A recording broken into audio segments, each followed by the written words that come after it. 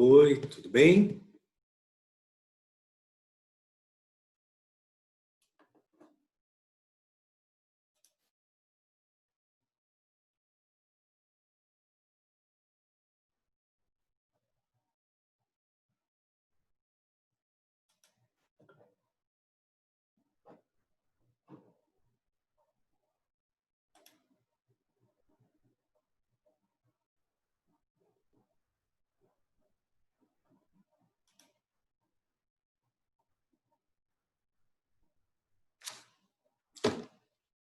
Olá, tudo bem com vocês?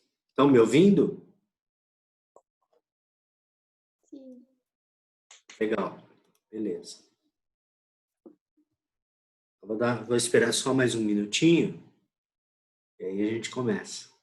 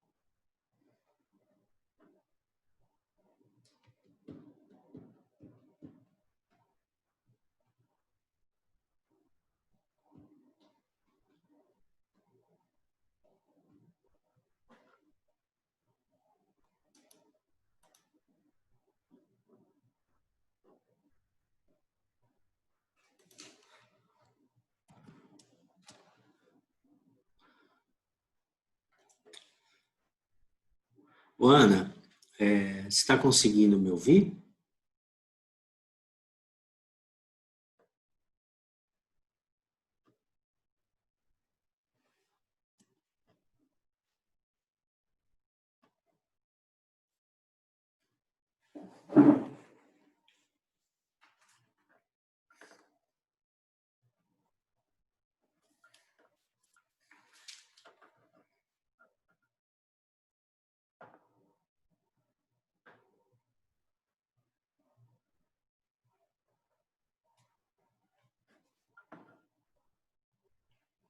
Bom, boa noite, pessoal, tudo bem?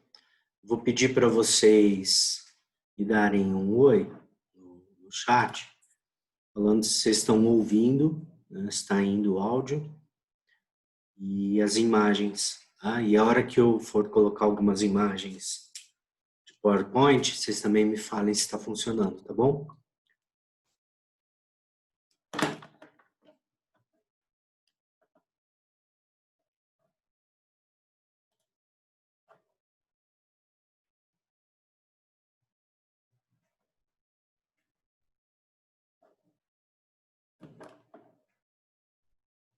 E aí?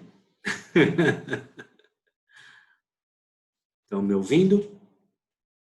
Eu tô ouvindo, professor, normal. Beleza. Ô, Ana, você está me ouvindo?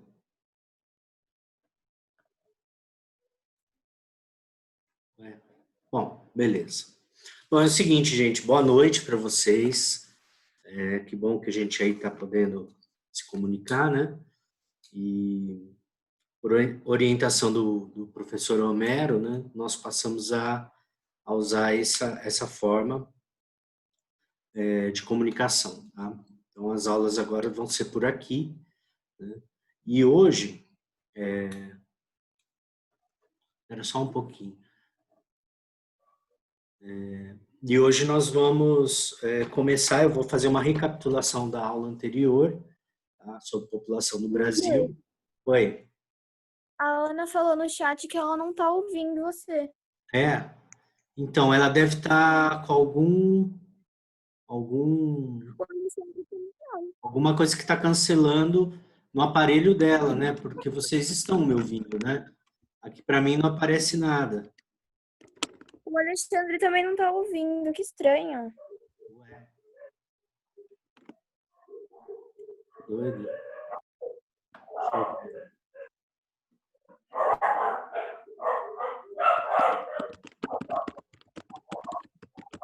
Quando ingressa na ligação, aparece um negócio quando você tá pelo celular, tá escrito Ah, assim, conectar áudio pela internet. E só tá. assim que dá pra ouvir a pessoa, tem que confirmar. Ah, tá. Quando ingressa na ligação que aparece isso. Beleza. Você pode escrever isso no chat para eles? Aham. Tá, faz favor.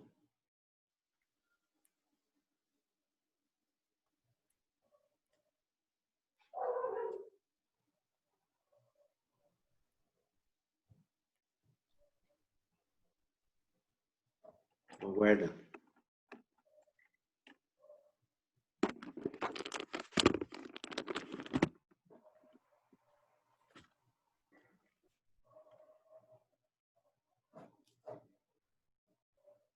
Ah, legal. Beleza, Alexandre.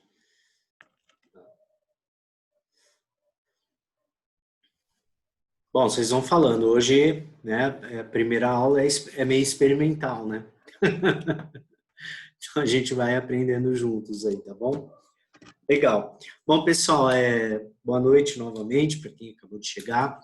Na aula de hoje nós vamos conversar sobre a população brasileira, sobre as características da nossa população, tanto do ponto de vista do crescimento, né, da dinâmica populacional que nós falamos, quanto algumas questões relacionadas ao que a gente chama análise qualitativa, que é quem são, né, que compõem a população brasileira e algumas características sociais, né, de comportamento, e são consequências, muitas vezes, do modelo econômico, do momento econômico e tecnológico também. Tá?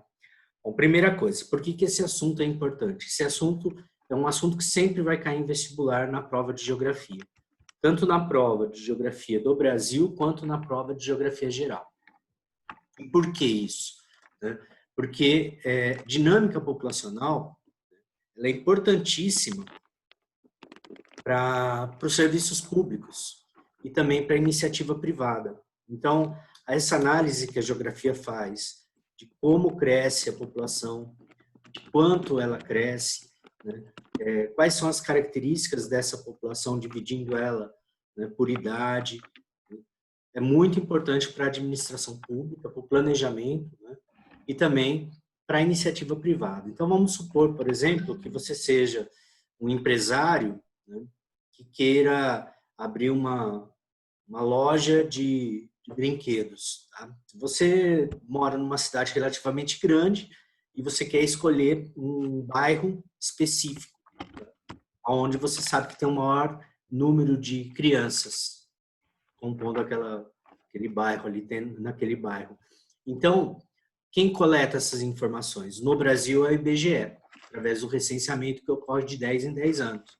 E com essas informações, qualquer empresário pode utilizar o que na geografia nós chamamos de geomarketing, né, que são geógrafos que se especializam em pegar essas informações do IBGE, montar mapas tridimensionais bem legais. Esses mapas fazem parte da área da geografia que é chamada geoprocessamento. O cara monta um mapa da cidade e ele coloca todas essas informações, que nem quando você olha o Google, né, ou o Waze, né, que você tá seguindo ali pela rua e vai aparecendo aquelas informações, quais são os estabelecimentos e tal. Então, o geoprocessamento é isso, né? Ele pega essas informações coletadas no recenseamento e joga na forma de mapa.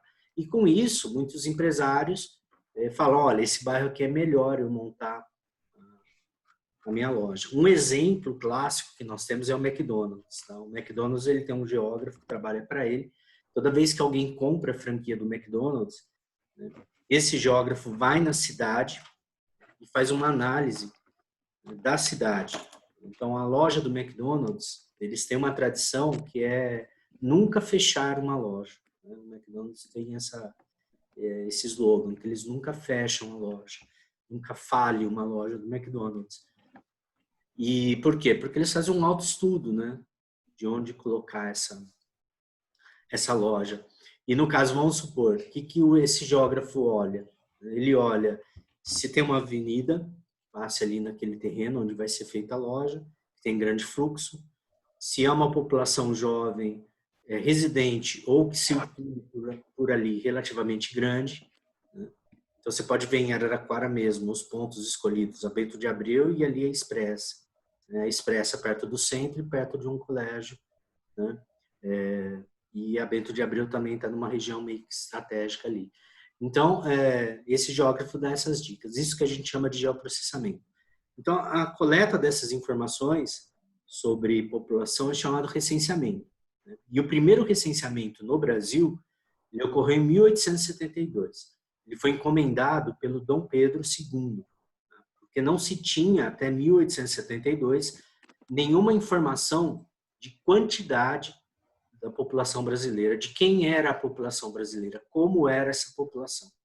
E o Dom Pedro II, quando ele faz esse recenseamento, 1872, lembre-se que, nesse período, o movimento abolicionista era muito forte dentro do nosso país.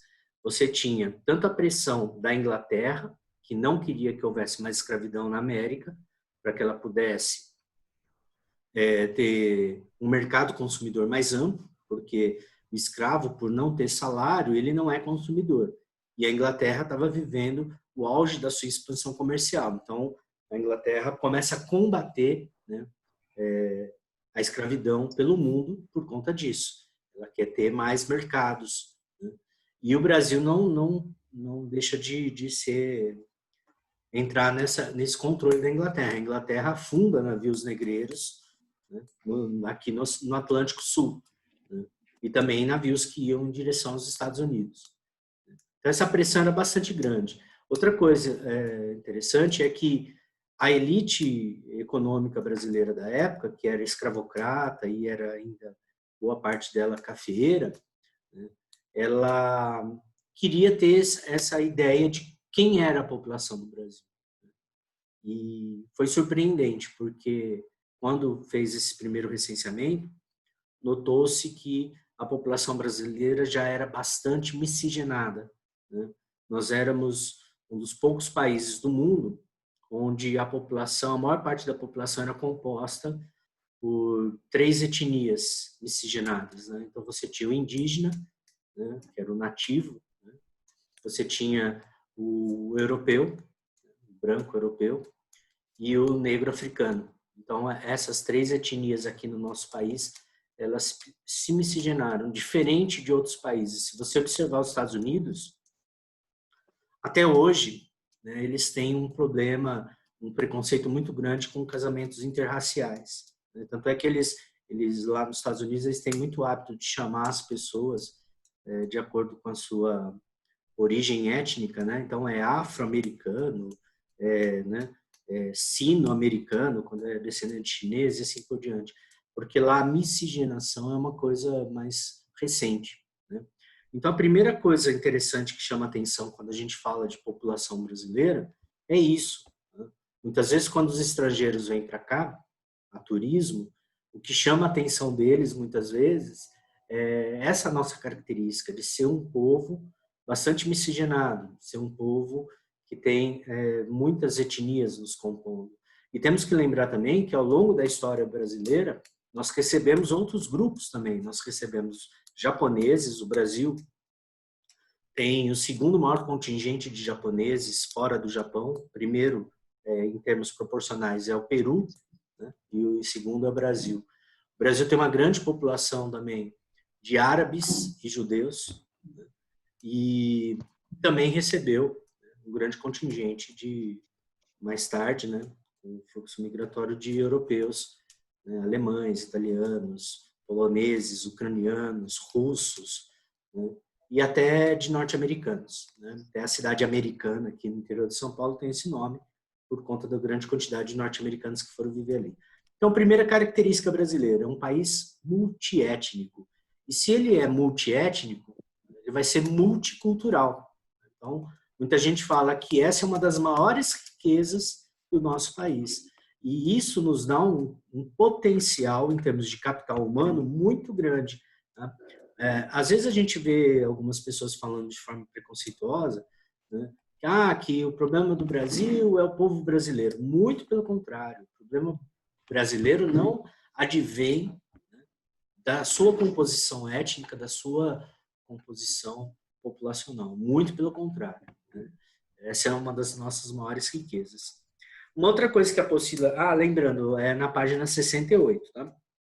Crescimento, distribuição e estrutura da população. Uma outra coisa importante é que, quando a gente pensa em crescimento populacional, tem duas formas de você medir o crescimento. A primeira é a chamada fluxo migratório, que é a quantidade de gente que chega, né, num país, menos a quantidade de gente que sai. Beleza? Então, o fluxo migratório, ele é isso, é você pegar o total de pessoas que estão chegando ao seu país e subtrair o total de pessoas que estão saindo. Até mais ou menos 1934, quem determinava o crescimento da população brasileira era o fluxo migratório, porque nós éramos um país que ainda estávamos recebendo grande contingente de imigrantes. Só que em 1934, né, quem estava no governo era o Getúlio Vargas. E o Getúlio Vargas, quando ele assume o poder, ele quer ter um controle sobre a sociedade brasileira. Então, ele cria uma série de leis e medidas para controlar melhor essa sociedade. O que estava acontecendo, principalmente aqui em São Paulo? Aqui em São Paulo, que era, na década de 30, estava tendo o primeiro grande movimento de industrialização do país, né? A gente fala que é o primeiro surto de industrialização, né? Muitos dos trabalhadores da indústria em São Paulo eram italianos. E alguns até se tornaram grandes empresários, grandes industriais, como exemplo, os Matarazzo, né, que ficaram milionários e foram donos de vários tipos de indústria. Acontece que muitos desses italianos, quando vinham para cá, traziam junto consigo seus ideais políticos lá da Europa. Entre eles, o chamado anarquismo, né, que era um modelo político extremamente radical, né, do ponto de vista, principalmente para o governo, né, porque os anarquistas eles pregavam a ausência de qualquer tipo de poder, seja ele religioso, seja ele político, né? Então, um dos lemas dos anarquistas era nem Deus nem patrão. Olha isso. Né? Então, havia uma perseguição aos anarquistas em São Paulo, né, pela polícia secreta do Getúlio Vargas. Tem um livro muito legal que chama Anarquistas, Graças a Deus. Esse livro ele foi escrito pela mulher do Jorge Amado, a escritora Zélia Gattai, que era também filha de italianos, né? Ou seja, na família dela tinha muito anarquista. Então, ela conta a história, né, desses italianos nesse livro, né? Anarquistas, Graças a Deus. E detalhe, ela faz mais ou menos um romance, né, um livro meio romanceando, falando da história dos italianos em São Paulo. Então, o Getúlio Vargas ele não vê com bons olhos a vinda desses imigrantes que começam a trazer esses ideais políticos. Para você ter uma ideia, esses italianos vão ser os caras que vão organizar o movimento sindical em São Paulo. Né? Então, ele cria a Lei das Cotas. Então, em 1934, o número de pessoas estrangeiras que viriam aqui seria proporcional ao número de pessoas estrangeiras que já existia aqui. Então, por isso que foi chamada Lei das Cotas. Outra coisa interessante, então, é que a partir de 1934, o que passa a determinar o crescimento da população brasileira é o seu crescimento natural, que é chamado de crescimento vegetativo. Então, aqui embaixo, na página 68, onde está escrito taxa de crescimento, ele fala lá, ó, crescimento natural ou vegetativo de uma população é calculado subtraindo-se a taxa de mortalidade da taxa de natalidade. Beleza? Então, tem a formulazinha aí na apostila. CV igual TN menos TM. Bom? Legal. Aí, ele vai falar da taxa de mortalidade. A taxa de mortalidade, o que é? Taxa de mortalidade é você pegar o total de mortes durante um ano, né? E em relação à população viva. Só que detalhe, esse número sempre vai ser por 1.000. Tá? Então, vamos supor que você tem uma taxa de mortalidade 19 por 1.000. O que significa isso? Que para cada 1.000 pessoas vivas naquele ano, morreram 19. Então, tanto taxa de mortalidade quanto de natalidade é sempre calculado por 1.000. Por isso que ali na tabela, na figura 1, na página 68 ali, que tem um gráfico, crescimento natural da população brasileira, você pode ver que onde está taxas ao invés de estar porcentagem, está por 1.000, porque está com 2 zerinhos. Beleza? Então, muita atenção a isso aí. Tá, então, a taxa de mortalidade, ela mede isso. E o que é a taxa de natalidade? Obviamente, né, a quantidade de gente que nasce em um ano em relação aos vivos, também sendo por 1.000. Legal? Joia? Ótimo. Aí é o seguinte, quando nós olhamos esse primeiro gráfico aí, né, de crescimento natural da população brasileira, vamos observar aí o período de 1900. Tá? Pessoal, eu vou fazer uma experiência aqui, eu vou ver se eu consigo colocar uma projeção PowerPoint para vocês verem. E aí vocês me falem se está aparecendo para vocês, ok?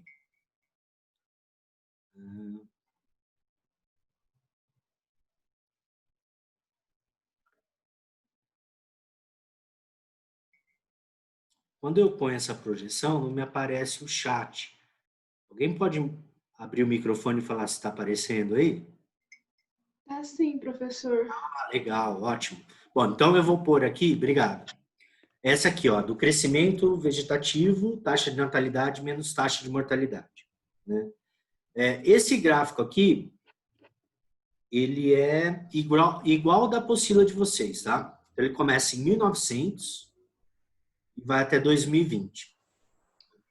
Então, olha que interessante. Em 1900, né, a taxa de natalidade brasileira estava em torno de 45 por 1.000. Então, para cada 1.000 brasileiros vivos, nascia 45. E a taxa de mortalidade estava em torno de 26, né? 26 por 1.000. Subtraindo vai dar aí os 19, né? Que é o crescimento da população brasileira. 19 por 1.000. Então, para cada 1.000 brasileiros vivos, você acrescentava 19 por volta do ano de 1900. Quanto maior a distância entre essas duas linhas, maior é o crescimento vegetativo, beleza? Então, se no vestibular aparecer algum gráfico desse para você analisar, sem números, mas só com essas linhas e com a largura entre elas, saiba que a área mais larga é a área de maior crescimento populacional. A área mais estreita é o período de menor crescimento populacional. Beleza? Bom, então vamos observar algumas datas que nós falamos que são importantes. Então, uma data importante é a partir de 1940. Então, sabe no gráfico lá na apostilinha, onde está 1940? Faz um círculo nele. Na página 68 ainda, tá? Faz um círculo. Por quê? Porque em 1940 o Brasil começa a se urbanizar. E com a urbanização começa a cair a taxa de mortalidade. A taxa de mortalidade, ela diminui com a urbanização, porque na cidade fica mais fácil o governo adotar as chamadas medidas sanitaristas, né, ou sanitárias. Seria o quê? Campanha de vacinação, né, tratamento do esgoto, tratamento da água, postos de saúde, melhora o nível educacional da população, né? Então, isso traz reflexo na mortalidade. Então, sempre que um país começa a se urbanizar, que a urbanização é uma consequência também da industrialização, né? Então, a indústria ela se localiza na cidade. Então, quando um país começa a industrializar, as pessoas começam a migrar do campo para a cidade. E isso faz com que elas mudem os seus hábitos, né? E esse reflexo dessa urbanização a partir de 1940 é a queda da mortalidade. Só que observem o seguinte, de 1940 a 1960, a natalidade ela começa a cair também, só que ela cai num ritmo menor. Então, se a natalidade ainda é alta e a mortalidade está caindo num ritmo maior, o crescimento populacional ou vegetativo aumenta. Então, olha aqui quando nós chegamos em 1960, como é o nosso crescimento vegetativo. Ele está em torno de 29 por mil. Esse período nós chamamos de baby boom brasileiro, que é o período em que a população brasileira cresce assustadoramente. Uma coisa interessante, com essa alta natalidade aqui, com esse alto crescimento populacional nesse período, essa fase aqui vai ser a fase em que a maior parte da população brasileira vai ser jovem. Então, se você pegar da década de 60 até a década de 80, a maior parte da população brasileira é jovem. Então, isso traz reflexos no comportamento da sociedade. É muito interessante, se você pegar propagandas de televisão desse período, todo o apelo comercial era moda jovem, esse carro é para jovem, esse local é para jovem. Por quê? O jovem era uma grande parcela da população brasileira. Então, você tinha esse apelo do marketing, né? E, bom, legal. Então, é isso, tá? Deixa eu voltar lá. Vamos continuar aqui nesse gráfico. Depois a gente vai analisar outras coisas. Continuando analisando esse gráfico, o que acontece de 1960 a 1980? O Brasil ainda está se industrializando. Nós estamos vivendo aqui um período até na década de 70 que foi chamado Milagre Brasileiro. Foi quando a economia brasileira cresceu pra caramba, mas em parte pela vinda de muitas multinacionais para cá. Então estava se gerando emprego, estava se tendo grandes obras no país, né, obras feitas pelo governo federal. Né? Mas a família brasileira começa a mudar. Né? Vou pegar aqui um gráfico. Né? Esse gráfico mostra o comportamento da taxa de fecundidade. O que é a taxa de fecundidade? A taxa de fecundidade é o número de filhos por mulher em idade fértil. Tá? O que é a idade fértil? É o período em que uma mulher pode ter filhos. Né?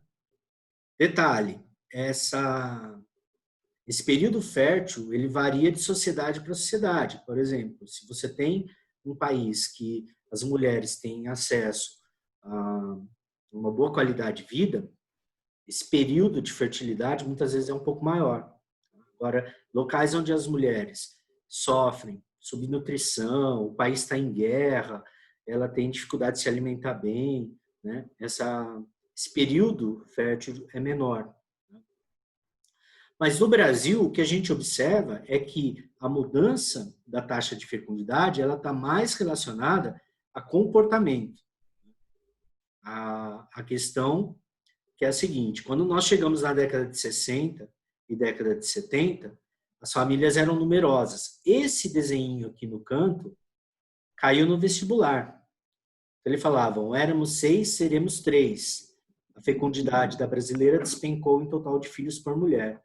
Em 1960, a brasileira tinha, em média, 6 filhos.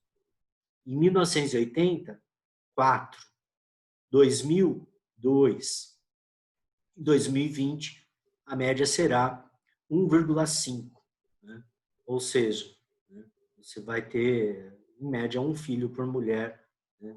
Ou, basicamente, é isso. Né?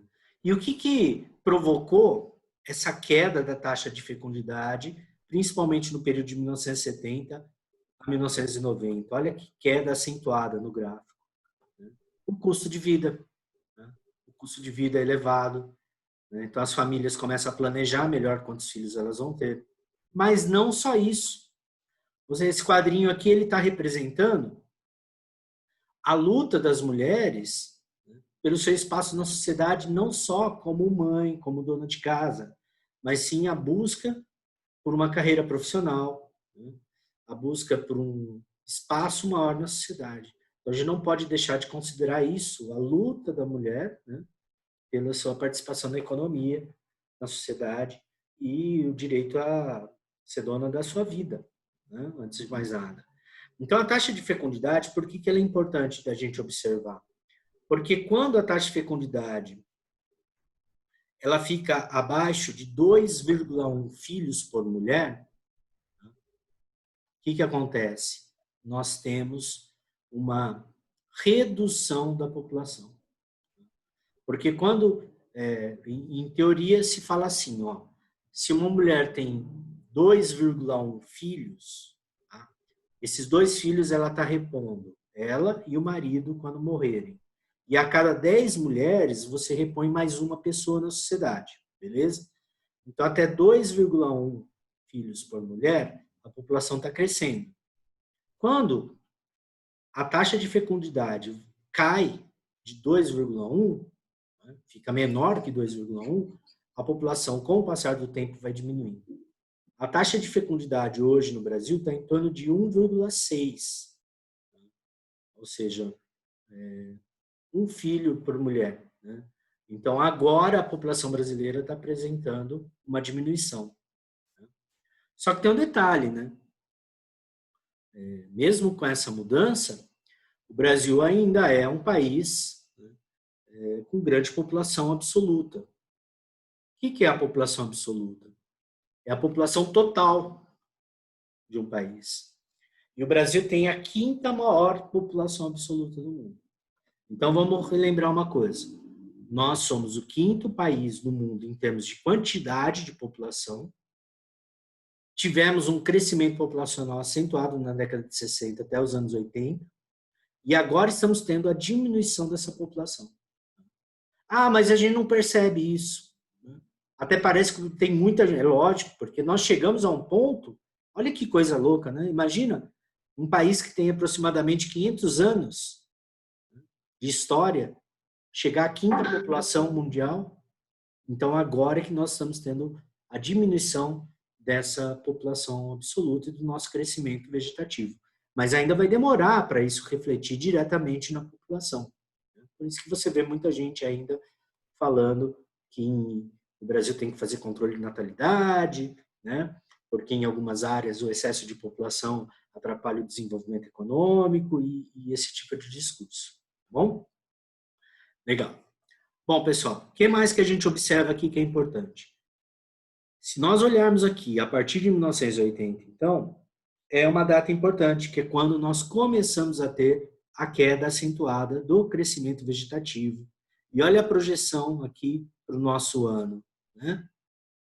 Uma queda maior. Outro fator que faz com que haja a diminuição da taxa de fecundidade e, consequentemente, da natalidade. Utilização de métodos contraceptivos. Aí não se esqueçam, planejamento familiar, custo de vida mais elevado na cidade, maior participação da mulher no mercado de trabalho, luta das mulheres para serem respeitadas profissionalmente e terem um espaço. E tem uma coisa importante, sempre que o vestibular fala desse assunto, ele pode fazer uma ponte com a questão da dificuldade que a sociedade brasileira ainda tem, principalmente os homens brasileiros, de aceitarem essa maior participação da mulher no mercado de trabalho. E isso se reflete no quê? Na violência contra a mulher, o chamado feminicídio. Por que ainda é alto esse índice de feminicídio no Brasil, e não só aqui, mas você vê em várias partes do mundo, independente de ser país desenvolvido ou subdesenvolvido? Porque essa luta da mulher por sua maior participação na sociedade, ela é recente, né? A gente vê que a data do Dia Internacional da Mulher está relacionada a uma greve de mulheres da indústria têxtil nos Estados Unidos no século XIX. Então, são lutas recentes, né? E muito isso tem a ver também com 2 fatores. Um é o fator educacional e o outro é o fator punitivo. Então, quando você tem uma sociedade que pune mais o feminicídio, né, você tem uma diminuição, mas o principal segundo sociólogos, pessoal antropólogos, pessoas que estudam isso, é a questão da educacional. Vem de cedo, da criança, né, ser educada, principalmente o menino, a respeitar a mulher, a respeitar as meninas, a respeitar a independência feminina. Né? Porque senão, quando ele for adulto, ele vai ter uma dificuldade muito grande em aceitar isso. Então, tem essa relação. Tá? Tanto é que uma das lutas, né, que eu acompanhei, porque eu nasci na década de 70, né, então eu peguei esse período aqui, ó, de mudança, né, de comportamento da sociedade, mudança de padrão cultural, né, é acabar com essa história de brinquedo de menino e brinquedo de menina. Muito comum, quando eu era criança, você ter uma divisão nítida disso. Né? E hoje, pedagogos, pessoal que trabalha com a questão educacional, falam que isso é um erro gravíssimo. Né? Bom, vamos tocar o barco, beleza? Qualquer dúvida que vocês tenham e colocarem no chat, se eu não puder responder durante a aula, porque eu tenho que ficar vendo aqui e tudo, eu respondo depois, tá bom?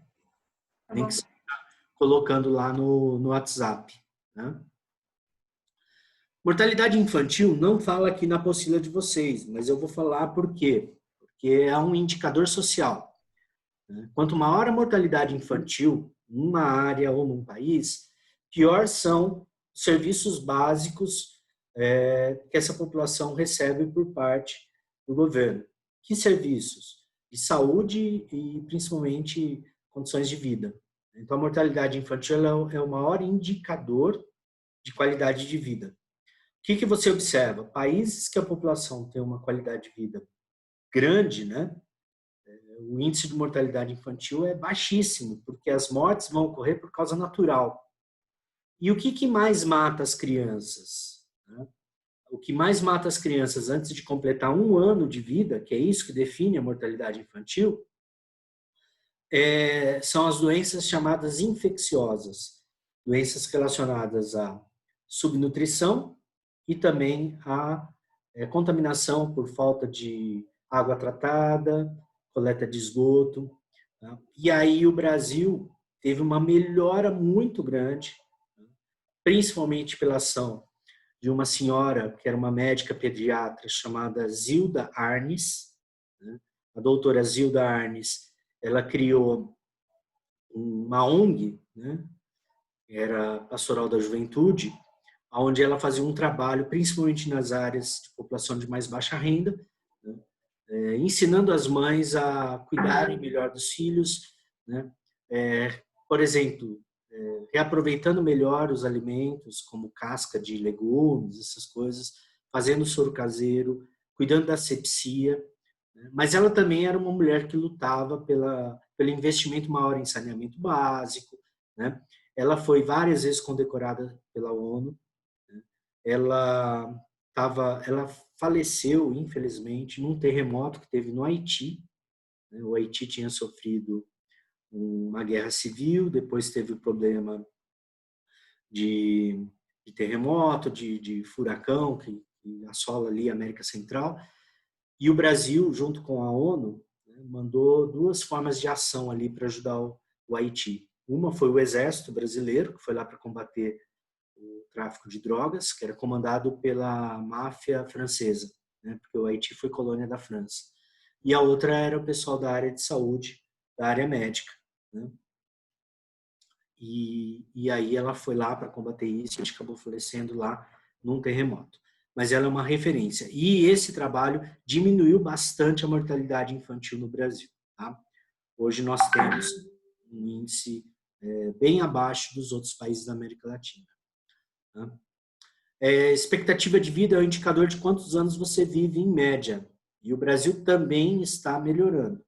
Tá? Isso por conta de 2 fatores. Primeiro, maior acesso à educação e saúde por parte dos idosos, e o segundo é a própria organização dos idosos. Já ouviram falar desses clubes da melhor idade, associações de melhor idade?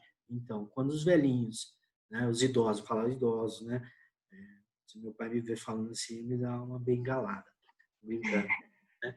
Então, quando os idosos eles se organizam, né, eles melhoram a qualidade de vida deles, tá bom?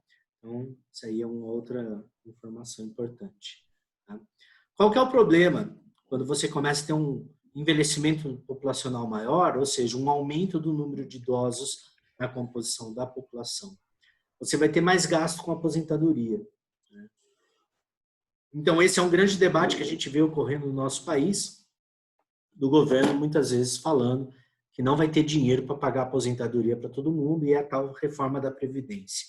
Realmente isso é fato. Agora, a gente não pode esquecer, né, que o número de pessoas que recebem aposentadoria é sempre menor do que o número de pessoas que estão contribuindo nessa fase do crescimento populacional brasileiro. Nós ainda temos uma maioria de população adulta. Então, teoricamente, a quantidade de gente que está contribuindo é menor do que está recebendo. Na verdade, parte do problema da Previdência Social no Brasil também é decorrente dos anos e anos de desvio de dinheiro que era para estar guardadinho ali para hoje estar servindo aos aposentados. E também a grande diferença que há de salários entre aposentados de determinados setores, né, como, por exemplo, o alto escalão do governo, né, e o aposentado como cidadão normal da sociedade que vai receber aí um salário mínimo. Então, você tem aposentadorias aí ultrapassando 20 mil reais, 30 mil reais, enquanto a maioria dos aposentados recebem um salário mínimo. Tá bom? Lembrando uma coisa importante, o idoso, quando ele tem uma boa aposentadoria, ele tem qualidade de vida, isso reflete em toda a sociedade. Então, se você observar países como a Suécia, o que eles fizeram para sair do problema, que foi a degradação econômica provocada pela Segunda Guerra Mundial, foi pagar boas aposentadorias aos idosos. Com esse dinheiro, os idosos movimentavam a economia interna, com compras, com turismo e ajudando seus filhos e netos a estudarem e elevarem o padrão educacional e socioeconômico da família. Tá bom? Pessoal, a nossa aula, daqui a pouco ela termina. Aí eu vou abrir uma nova sala, beleza? Para nós termos a segunda aula. É assim que funciona o Zoom, tá bom? Então, ele já está me avisando aqui que daqui a pouco ele vai encerrar, tá? Deixa eu voltar aqui. Cadê?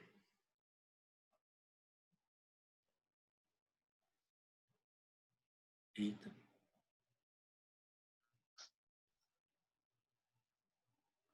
Beleza. Então, agora eu vou encerrar essa sala, tá? E aí, daqui a pouco, nós vamos começar. Eu vou esperar ela parar, né? E aí a gente inicia a próxima aula. Tá bom? Ok. Legal.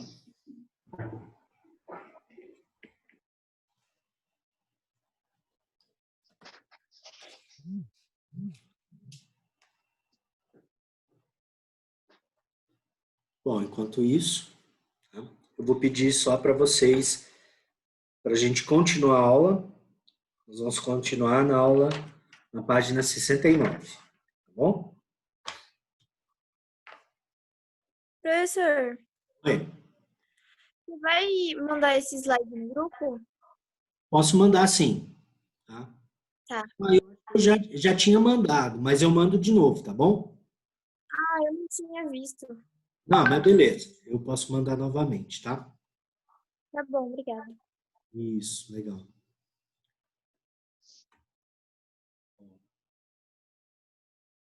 Tem mais 3 minutos.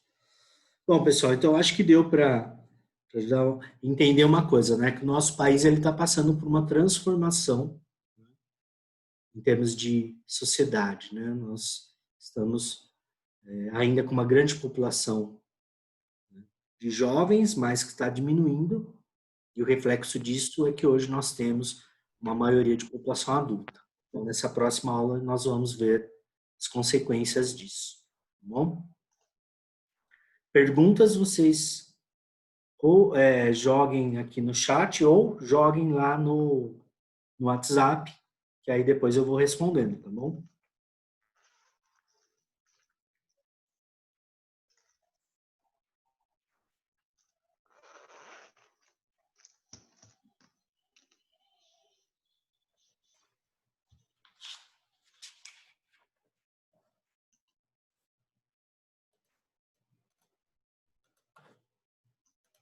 E aí, tá? Estão gostando assim? Funcionando? Sim. Eu acho legal que dá para eu colocar imagens, né? É. Uma boa. O professor vai continuar montando o vídeo aula ou vai ser só aqui mesmo? Vai ser só aqui, tá? E é sempre importante estar com a apostila na mão na hora da aula. Vocês não podem esquecerem da famosa frase, apostila na mão, geografia no coração. Hein? Operação. Legal. Eu acho que são 45 minutos, ainda tem mais um pouquinho. Né? Mas eu já vou aqui agendar outro.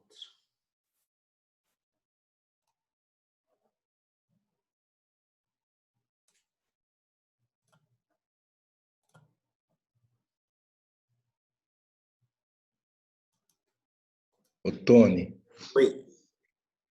a hora que você encerrar, Bom, ele vai gravar a aula. Demora um pouco, tá. mas você pode cancelar, que depois ele grava automaticamente. Você não precisa ficar esperando ele gravar tudo, não.